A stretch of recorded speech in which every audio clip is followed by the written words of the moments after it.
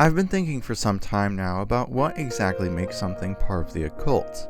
I could show you a dictionary definition, but that would be really inadequate. For the average person, the term occult is used loosely, and it is a category that is often arbitrary and shaped by both personal beliefs and culture.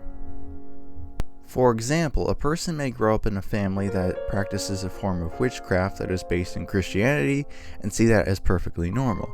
Only later in life do they decide that that is part of the occult and not a valid variant of Christianity. One definition of the occult is a certain set of spiritual practices or beliefs that are kept from the general public and are only revealed to initiates. Making a charm with the intent of curing rabies or using hypnotism were both considered to be part of the occult. The reason that hypnotism is no longer generally considered to be an occult practice is because we have studied it long enough to understand how it works and how to use it. The reason that the charm for rabies and hypnotism were both part of the occult was because of some level of ignorance. Hypnotism was not always well understood or widely accepted by the scientific community to be real. A canon of Briggles in 1908 believed that hypnosis was brought about by demonic power. This belief has persisted into the modern era, and you will still see people even today talking about how they believe that hypnotism is demonic. These people don't realize it, but they are embracing an occult perspective with this position. By rejecting any scientific explanation of hypnotism, they place hypnotism back into the realm of the mysterious and occult. By holding that view, that something can only be explained by occult powers, they validate the perspective that the occult view fundamentally has more knowledge about the matter than science does. It is only because we improved our understanding of the world that we have brought hypnotism into the realm of science, and we have exposed rabies charms to be pure fantasy.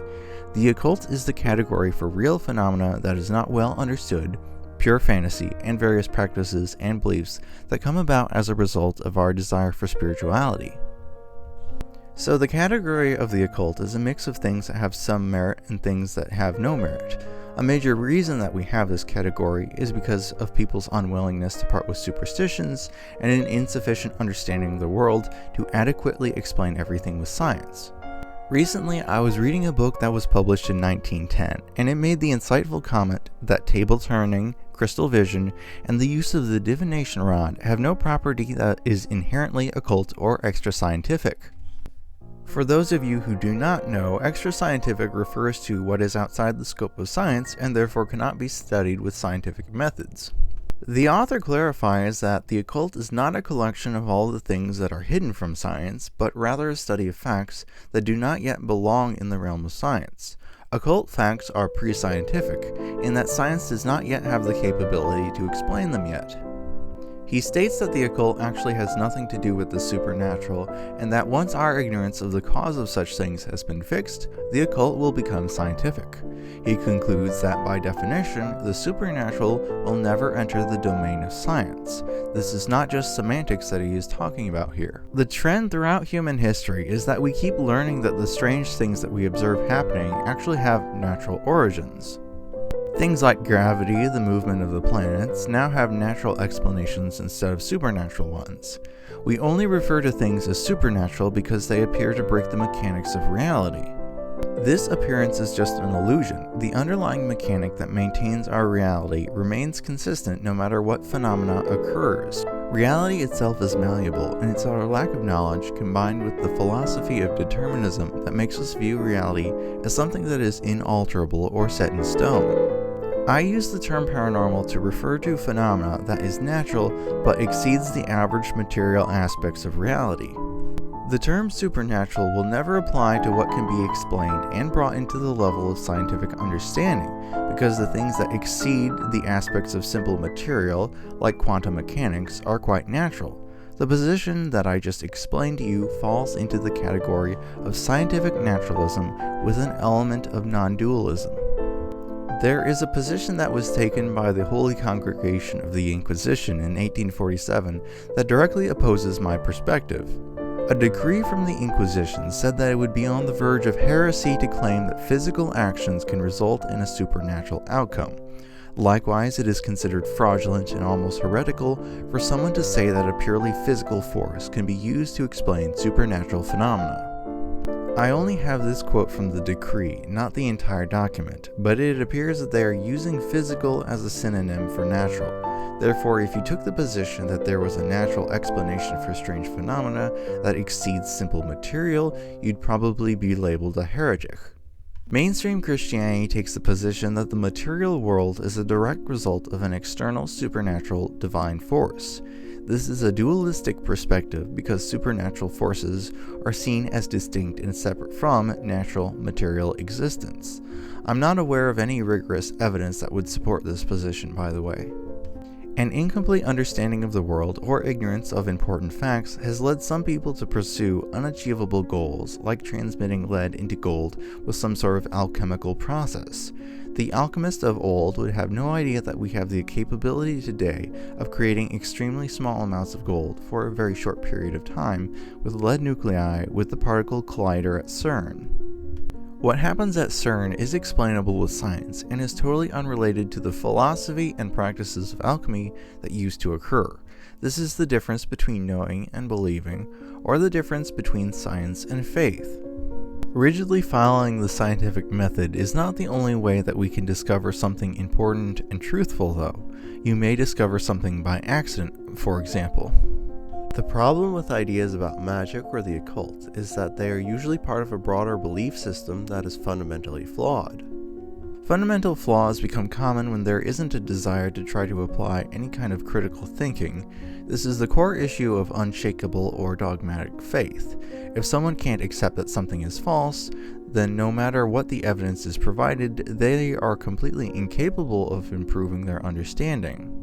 The people who are the closest to the truth are those who pursue it with the willingness to shed untrue beliefs when confronted with compelling evidence. This is why the pseudo-skeptics and religious fundamentalists effectively share the same position, because they have decided that they already have all the important answers. Therefore, the core aspect of science, falsifiability, ultimately is irrelevant to these people. Fundamentalists and pseudo-skeptics simply disagree on what the source of truth is. Fundamentalists tend to believe that truth comes from divine revelation or from a holy text, while pseudo-skeptics tend to believe that truth comes from a very narrow view of science that ignores or dismisses certain phenomena as simply impossible. Adhering to science and humility is being honest when we don't completely understand a specific topic. Following arrogance and blind faith is having unshakable certainty that you are correct when it's clearly not warranted. If society was less rewarding and more critical of this behavior, then we would be more balanced and generally better off. For those of you who don't know, pseudo-skeptics are people who claim to be skeptics, but dismiss ideas that oppose their worldview without a fair examination of the facts. As I mentioned before, the occult involves a significant amount of spirituality. People can find value in spiritual practices even if those practices are not tied to something that is actually real or observable. Again, it takes humility to recognize that you are doing something for yourself, and that just because something resonates with you or possibly with other people, that doesn't necessarily mean that you come across some kind of deep spiritual insight. Superstitions, for example, can deeply resonate with people. Many people do not stop to think about why we have superstitions. They serve a purpose, and that purpose is to provide a pre-scientific understanding of the world.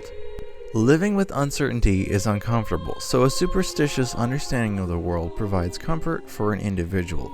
At a societal level, though, superstitious beliefs are seriously detrimental. Seeking comfort through superstition is a very short-sighted thing to do. When people realize that the religion that they followed is seriously flawed, many of them will have a crisis of sorts. This crisis comes from a newfound uncertainty about how the world works because their worldview has been irreversibly shattered. The occult contains a lot of superstitions, so if you choose to study it, keep a healthy amount of skepticism. In summary, occult can mean hidden, mysterious, and secret, and this definition is what applies to people who gather in robes to do strange rituals based on a seriously outdated or incomplete understanding of the world. These rituals can be part of a larger spiritual or religious belief system. However, there is no inherent requirement that these rituals have to be actually paranormal in nature or that they have to result in any specific observable outcome. Because of cultural and religious connotations, occult can also be a derogatory term with the implication that anything considered part of the occult is demonic, immoral, and dangerous.